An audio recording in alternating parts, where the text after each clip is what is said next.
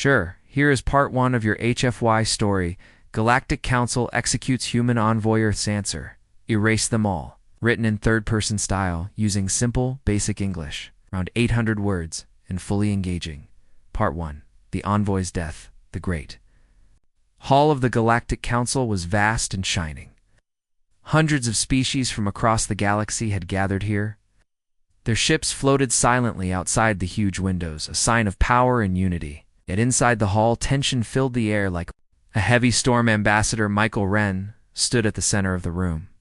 He was the first human ever to represent Earth at the Galactic Council. His suit was simple but strong, and his eyes were full of fire. He looked around at the many alien faces watching him. Some had scales, others fur, many had shapes humans could barely understand, yet all had one thing in common. They expected him to obey. Michael did not plan to obey. The Council had offered a treaty called the Species Subordination Pact. This treaty would put Earth under the control of the Council. It would take away human freedom and force Earth to follow alien rules. But humans had fought hard for their independence for centuries. They refused to bow. Michael stepped forward and began to speak. His voice was calm but strong, filling the hall. Representatives of the Galactic Council, I speak for Earth's billions of people, he said. We have come to join the galaxy, but not to be slaves. We will share knowledge and peace, but never give up our right to be free. We believe every species has the right to decide its own fate. Murmurs rose from the crowd. Some whispered fear, others anger. The Council's leader, a tall being named Yax, rose from his throne. His many eyes blinked slowly as he said, Your words show great pride, human, but pride blinds you. You refuse the pact, you refuse order, and that makes you a danger. To us all, Michael's heart beat faster. He knew the Council did not want peace, they wanted control. Yax raised a claw and called for a vote. The representatives began to vote quickly. The result was clear. Michael was guilty of species-level arrogance. The Council would not tolerate defiance. A loud voice echoed through the hall. The human envoy is sentenced to execution. No appeals. No delays. Michael looked around, shocked but steady. I came here for peace, he said. If my death brings war, then it is not my fault. In a flash, a beam of bright light surrounded him. The hall was silent as Michael vanished. The broadcast screens showed his final moment, then only. Empty space. Back on Earth, the broadcast was shown on every screen. People stopped and watched in horror and anger. Their envoy, their hope for peace, was gone. At the United Earth Command Center, President Alina Corday stared at the screen. Her face was hard and determined. She knew what this meant. The Council had crossed a line. We cannot let this go unanswered. She said to her advisors, Activate Protocol Hammerfall. The room filled with quiet sounds of machines powering up. Deep underground, secret bases hummed with life. Now ships long hidden beneath oceans and deserts began to move. Earth was ready. No one outside the highest leaders knew what Protocol Hammerfall meant. It was a plan created in secret, in case the Council betrayed Earth. General Marcus Rourke stood in the command room, watching the preparations. He was a man. A few words, but great strength. His voice was calm, but serious. They executed our envoy. They declared war without firing a shot. Our answer will be swift and sure. The Council thought Earth was weak. They believed humans could be controlled or broken. They were wrong. The story of Earth was one of survival against all odds. For thousands of years, humans had faced dangers and enemies.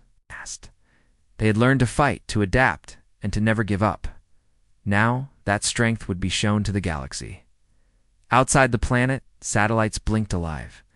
The moon had hidden weapons ready to fire. AI war machines spread across the solar system. Waiting for orders, no one would expect what Earth planned next. The first target was the Council's own Harda massive starship called the Nexus. It held the Council's records, communications, and command centers. If it fell, the whole Council would lose control. Human ships moved silently through space, cloaked from enemy sensors. They carried weapons no one had seen before, gravitic imploders that crushed metal without explosions, nanot swarms that could eat through electronics, and pulse bombs that shut down power instantly. As the ships approached the Nexus, Earth sent a message through hacked Council channels. The message was clear. You killed our Envoy. Now we erase your power. Back on Earth, people watched with growing hope and fear. The Council was powerful, but Earth was stronger in will. Michael Wren's death had sparked something no alien could understand: a deep human courage and fury. The galaxy was about to change forever. If you want me to continue with Part 2 or want any changes, just tell me. Certainly. Here's Part 2 of your HFY story, Galactic Council Executes Human Envoy. Earth's Answer: Erase them all. In third-person style, simple, basic English, around 800 words, and fully engaging. Part 2. Earth stands alone. The vast halls of the Galactic Council had never seen such defiance. But far from those halls, deep inside Earth's secret command center beneath the Antarctic ice, the mood was fierce and focused. The room was filled with the glow of many screens, showing maps of star systems and the movements of fleets. The hum of machines mixed with quiet voices giving orders. President Alina Corday stood at the head of the table. Her sharp eyes scanned the room full of military leaders and scientists. She spoke with calm but strong words. Our envoy was killed. The council showed their true face. They see Earth as weak. But we are not weak, she said. We stand alone in this galaxy, but we are ready to fight for our freedom. No one will rule us. General Marcus Rourke nodded. Our defenses have been built in secret for years, he said. The Council never expected Earth to prepare for war. They will see the true power of humanity. Earth's preparations were hidden from the galaxy for decades. While many believed humans were simple and peaceful, Earth's best minds had quietly built weapons and ships far beyond what the Council guessed. From beneath the oceans, enormous warships began to rise, their dark hulls cutting through the waves silently. On the moon, hidden bases buzzed with energy. Powerful cannons and missile systems that could fire into space waited for their orders. Human scientists worked with artificial intelligence, creating machines that could think and fight without needing rest or fear. These AI war fleets could travel fast and strike anywhere without warning. Despite Earth's small place in the galaxy, its technology was unique. Human engineers had learned to use gravity itself as a weapon, bending space to confuse enemy sensors and attack from unexpected angles. The Galactic Council had hundreds of species under its rule, but few truly understood what humanity was capable of. The Council had treated Earth like a small animal, to be controlled or crushed. Now, Earth's leaders would show them the cost of underestimating humans. We will not send diplomats this time, Alina said.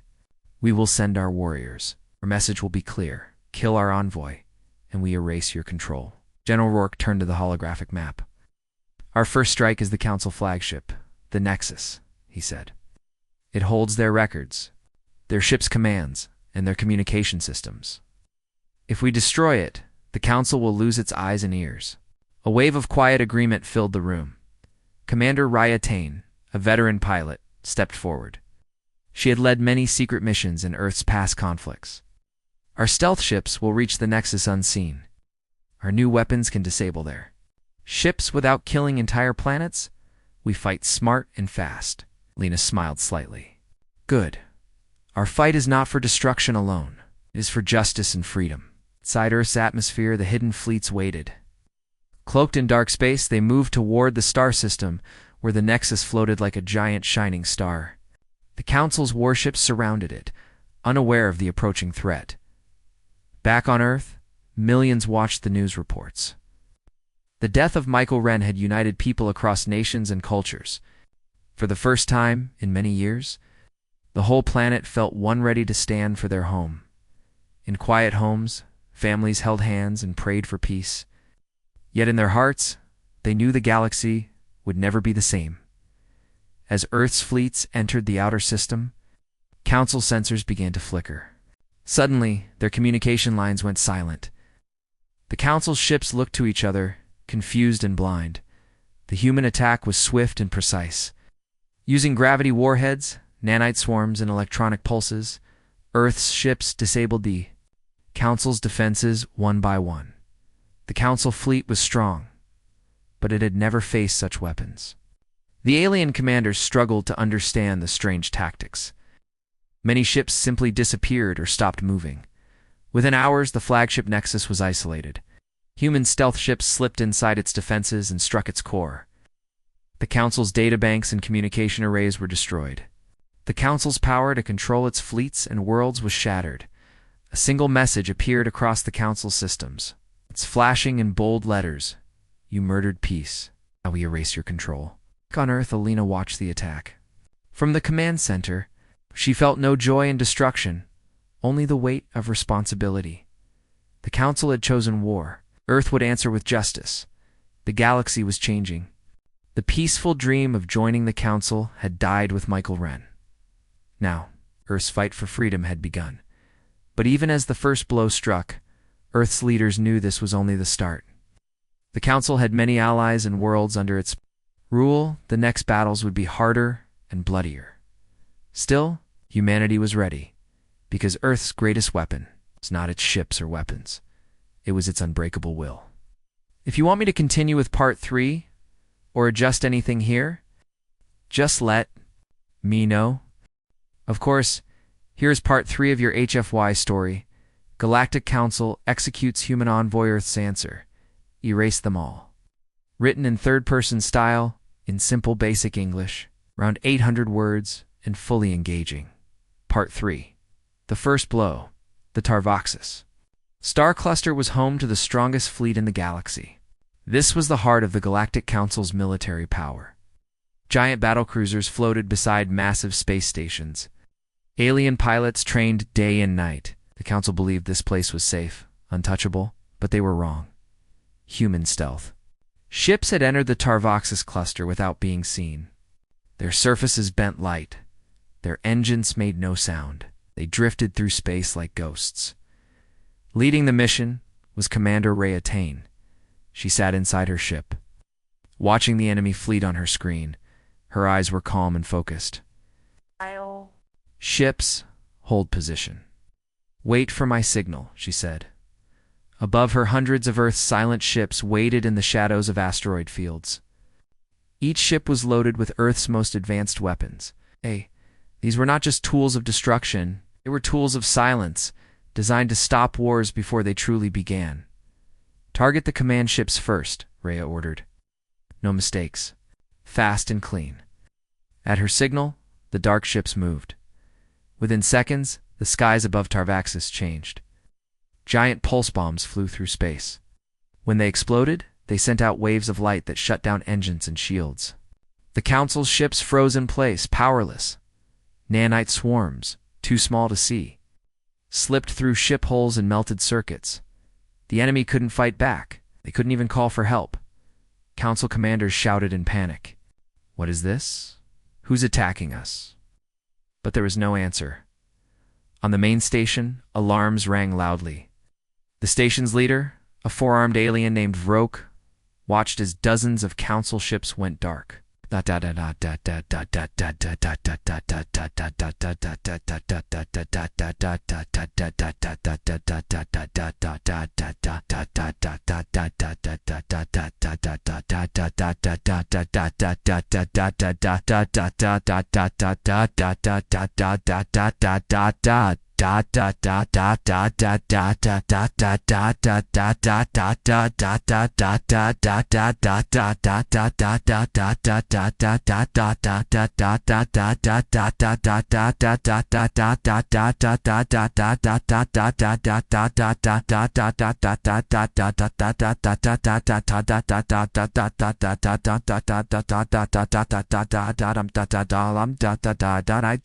I'm sign and some says a double word of the dun to so on a da da da da da da da da da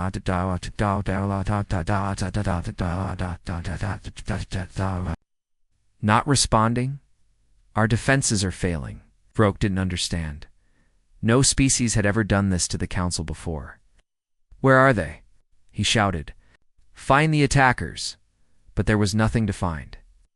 The human ships were invisible to the Council's scanners.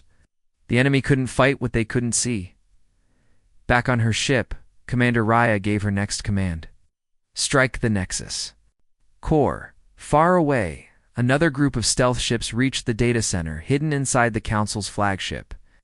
This place stored all Council data maps, orders, records, and control signals. It was their brain. Human drones slipped inside quietly. They planted virus codes and gravity bombs. Then they vanished. The explosion didn't cause fire or noise, it simply pulled the entire data core into a tiny, invisible hole. Everything inside was crushed in an instant. All over the galaxy, Council systems failed. Messages stopped. Froze. Ships lost their flight paths. Council was blind and confused. Then, a single message appeared on every Council screen. This was the first blow. More will follow. We are Earth. We do not kneel. Panic spread across Council worlds. On planet after planet, Council leaders asked the same question. Who could do this? How did humans become so dangerous? Back on Earth, in the command room deep beneath Antarctica, President Alina Corday watched the battle reports. Around her, generals and scientists quietly studied the results. General Rourke stood with arms crossed. The Council's navy is broken. They didn't even see us coming. Alina nodded. It's only the start. Now, we send a clear message, not just to the Council, but to all the galaxy. She looked into the camera, ready to speak to the entire galaxy. Her speech was sent through every free channel. It appeared on alien worlds, space stations, and even old satellites. Her face was calm, but her voice carried power. We came in. Peace, she said. We wanted friendship, not fear. But your Council murdered our envoy. You thought Earth was weak. You were wrong. We will not bow. We will not run. If you come with war, we will bring justice. Act. And if you attack our people, we will erase your power. Join us in peace, or stay out of our way. Across the galaxy, aliens listened. Some were shocked, others were afraid. A few smiled quietly. They had lived under Council rule for many years. Some were ready for change. On one small planet, a young alien girl watched the speech with wide eyes. Her father whispered, "These humans, they are not like the others. They fight back." In the Tarvaxis cluster, the Council counted its losses. Over half their ships were gone. Their systems were broken. Pride was wounded. Commander Raya's fleet returned to deep space, hidden again in the darkness. No human lives were lost. No cities were burned. Only military power had been taken. It was not war for conquest. It was war for justice. If you want me to continue with Part 4, just say so. Absolutely. Here's Part 4 of your HFY story. Galactic Council executes human Envoy Earth's answer. Erase them all. Written in third person, simple, basic English, around 800 words. Fully engaging and free from any violated content. Part 4. A galaxy on fire, the news of the human attack spread faster than light. Across the galaxy, Council members were in shock. The mighty Council Navy in the Tarvaxis cluster was gone. The Nexus Core, the brain of Council operations, had been destroyed. Their communication lines were broken. Their ships had no orders. Their commanders were lost. And worst of all, they didn't even know where the human fleet was. Panic and fear spread on many Council worlds. Some leaders blamed each other. Others shouted that humans had used forbidden weapons. But most simply didn't know what to do. On the planet Runder, a peaceful farming world under Council rule, people gathered in the town square to watch the broadcast. President Alina Corday's message appeared again. We are Earth. We came. In peace, you answered with death. Now we bring justice. If you are free people, you have nothing to fear. But if you support the Council's cruelty, stay ready. We are coming. The farmers looked at one another. For years, the Council had taken their crops and punished anyone who complained. Now, they saw hope. A young Rundari boy said, "Mother, do you think the humans will help us?" She smiled. Maybe child. Maybe someone is finally brave enough to stand up. Back on Earth, President Alina sat with her top advisors. A holographic map showed council space breaking apart. Dozens of species were rising against their local rulers. Riots, revolts, and rebellions had begun. General Rourke looked at the screen. The council ruled by fear, he said. But now that fear is gone. Now they fear us. Alina nodded. And we must be wise. We can't fight every world. We can offer a choice. So, Earth sent a second message, this time to every world ruled by the council. It was simple and clear. You are free. Choose your own path. Join us if you seek peace and freedom. We do not rule, we protect. What if you stand with the council? Prepare to fall with them. The message was translated into every known language. Earth didn't send ships to every planet, only the words and the truth. Many worlds, tired of council control, chose freedom. Some joined Earth, offering help, food, or information. Others asked for protection. And some simply cut all ties with the council, hoping to be left alone. But not all species welcomed Earth. A few powerful empires, still loyal to the council, began to gather their fleets. They prepared for war, angry and proud. On the battle station Drentor, high above the gas giant Voss, Admiral Kellic of the Kravok species shouted orders. Humans think they can scare us. We will crush them. His fleet was large, full of sharp and deadly ships. But they had never fought humans before. Meanwhile, Earth's AI fleets began new missions. These fleets had no pilots. They moved silently, attacked quickly, and vanished. They struck deep into council space, not to destroy worlds, but to break control centers, supply stations, and weapon depots. The council, once so strong, now looked broken. Their flags no longer flew proudly. Their power was fading in the shadows. Of a dark moon, Commander Ryatane met with a group of rebels from different planets. They sat in a quiet room inside an old mining ship. A tall, bird-like alien named Saray spoke first. We have fought the council for years, she said. But alone, we were weak. Now, Earth gives us hope. Raya looked around the room. We don't want to rule anyone. We only want peace. But if we must fight for it, we will. The rebels agreed. It would help Earth. Together, they planned strikes on council-held worlds. It's not to conquer, but to free the people. On one such world called Drelth, a major council fortress stood above the city. The people lived in fear. But one night the sky lit up. Human ships flew low, fast, and silent. They disabled the fortress without firing a single shot. The next morning, Earth's banner flew over the building. It wasn't a symbol of power. It was a promise of protection. A small alien girl, holding her brother's hand, stared at the flag and whispered, "The humans came for justice."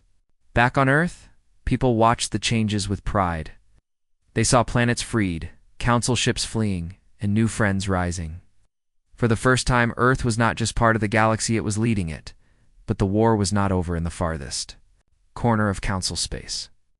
The last members of the council gathered in secret, angry, afraid, planning one last move. President Alina knew what was coming.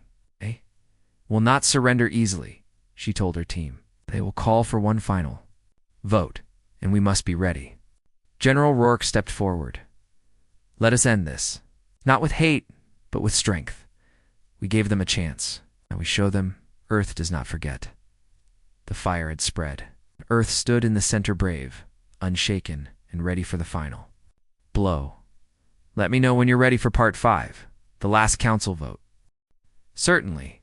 Here is Part 5 of your HFY story, Galactic Council Executes Human Envoy, Earth's Answer. Erase them all. Written in third-person style, in simple, basic English. About 800 words, engaging and free of any violated content. Part 5. The last council vote. The ruins of the once great Galactic Council Hall lay silent beneath the stars. Earth's mighty mechs stood guard around the broken columns and shattered glass. The proud symbols of the council had been erased, replaced by the human banner waving in the cold space wind. Only a few council members remained. Their ships were damaged, their forces weak. They had no choice but to meet again this time. On Earth's terms, Commander Ryatane stood tall as she waited for the envoys to arrive. She was no longer just a soldier. She was Earth's voice in the galaxy's greatest moment.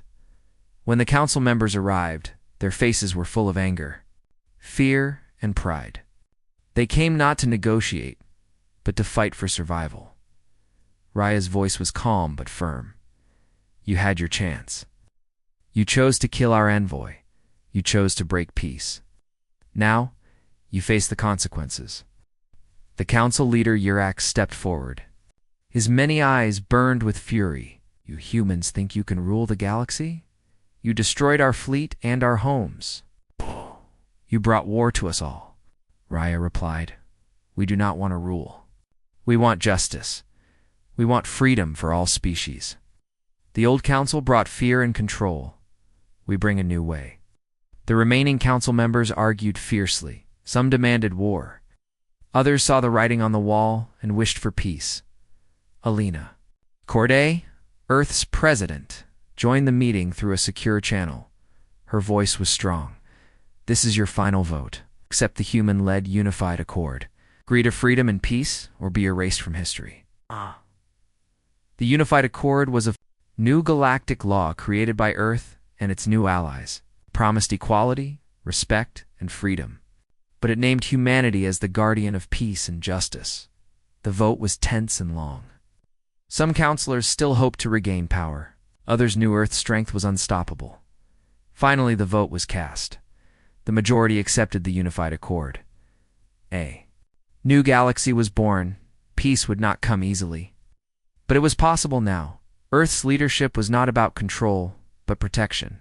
Earth promised to help species rebuild, to listen, and to keep peace. Commander Raya looked out at the stars. The fight was over, but the work had just begun.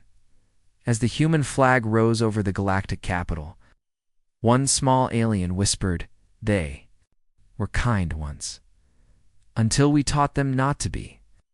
And in that whisper was a truth the galaxy would never forget. If you want, I can also help write the full story in one or more parts, or create more HFY story outlines. Just let me know.